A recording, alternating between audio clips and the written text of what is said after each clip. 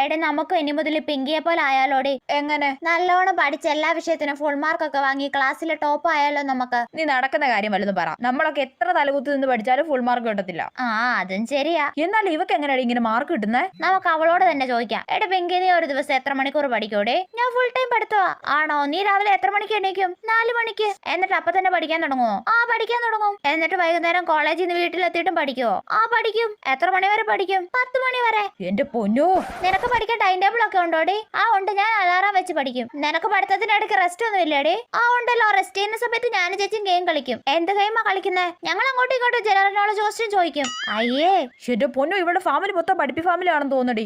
ആണെന്നേ.